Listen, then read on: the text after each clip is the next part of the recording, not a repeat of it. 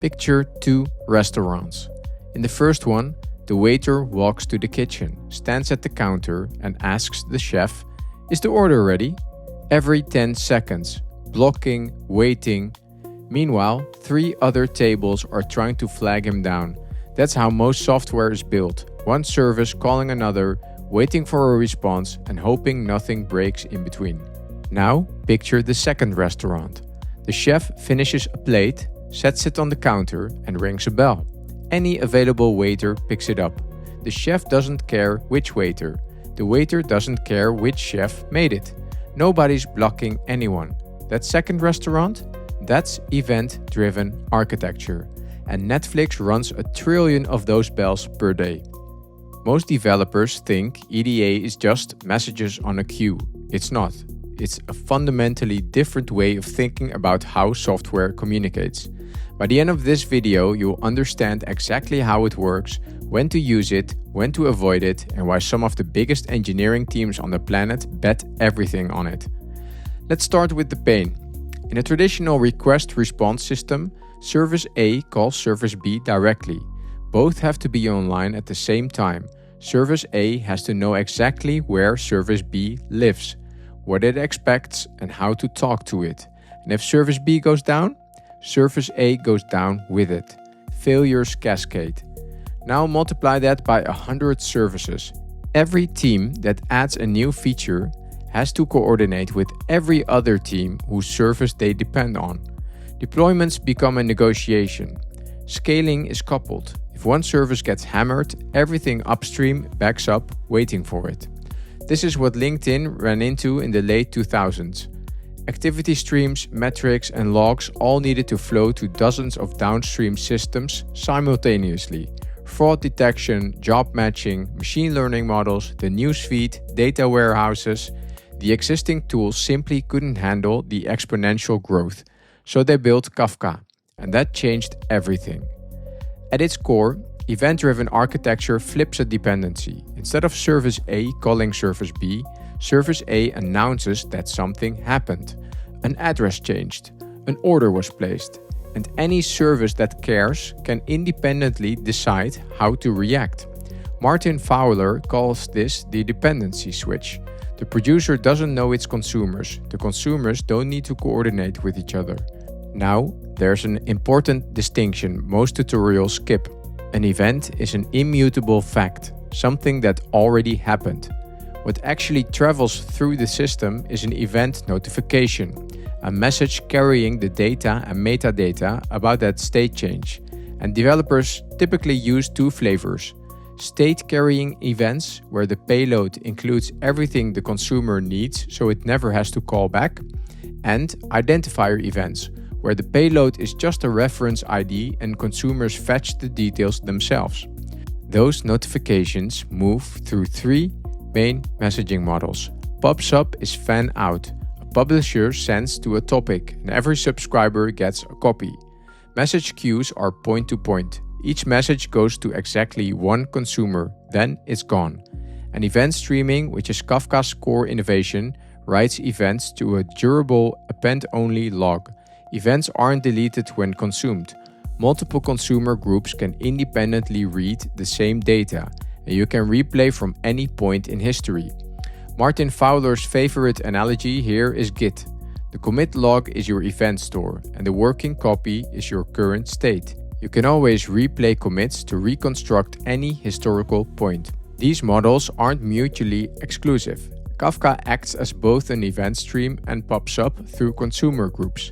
The classic AWS pattern combines SNS for fan-out with SQS for reliable per-service queuing. Pick the right tool for the right job. Now, Martin Fowler identified 4 distinct patterns that developers constantly conflate, and he warns that mixing them up causes real project failures. Event notification is the simplest. Emit a minimal event. Consumers call back if they need details. Event-carried state transfer includes all the data in the payload, so consumers never call back. Better resilience, but you're duplicating data and accepting eventual consistency. Event sourcing stores every state change as an immutable event, making the log itself the source of truth. You get complete audit trails and the ability to reconstruct any historical state. And CQRS separates your read and write models entirely, using events to propagate changes from the write side to an optimized, denormalized read side. Each of these is a separate tool. Understanding which one you're actually using and which one you need is half the battle. Let's talk about who's actually running this at scale.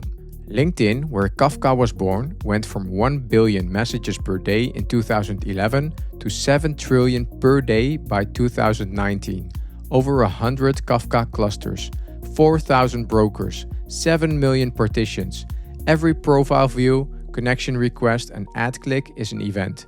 Advertising services subscribe to those events to decrement campaign budgets in real time, while feed services independently consume the same stream for ranking and social graph updates. Netflix processes over 1 trillion events per day. Every play, pause, skip and error.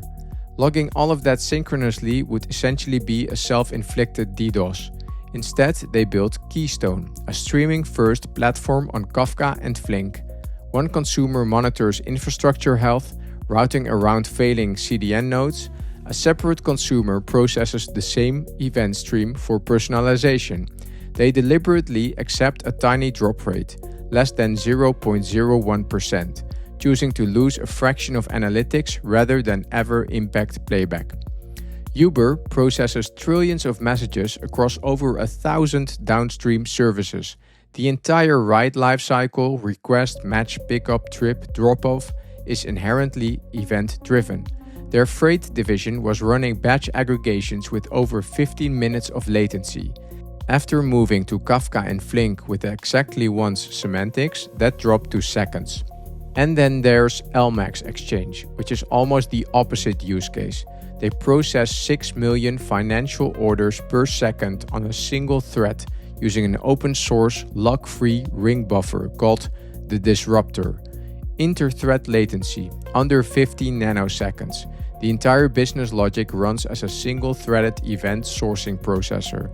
It's extreme, but it shows how far the paradigm stretches. The ecosystem has matured dramatically. Apache Kafka 4.0, released in March 2025, completely removed Zookeeper, the most significant architectural change in its history. Craft is now the exclusive metadata layer, enabling 10 times faster recovery and scaling to millions of partitions. RabbitMQ is still going strong, now on version 4.x with native AMQP 1.0 support, Raft-based quorum queues and its own append-only streaming layer. It's a better fit when you need complex routing at moderate throughput.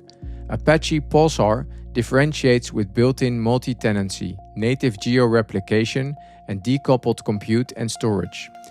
NATS is the lightweight contender, a single Go binary using about 20 megabytes of RAM with sub-millisecond latency. On the cloud side, AWS gives you Event Bridge, SNS, SQS, and Kinesis. Azure has EventGrid, Service Bus, and Kafka-compatible event hubs. Google Cloud PubSub is unique in offering exactly once delivery at GA. In the commercial space, Confluent, founded by Kafka's creators, provides managed Kafka and a widely used schema registry. Kafka-compatible alternatives like Redpanda, a C++ rewrite with no JVM, grew revenue 300% in 2024. And for standards, Cloud Events graduated as a CNCF project in January 2024, giving us a universal event envelope. Async API does for event-driven APIs what OpenAPI did for REST.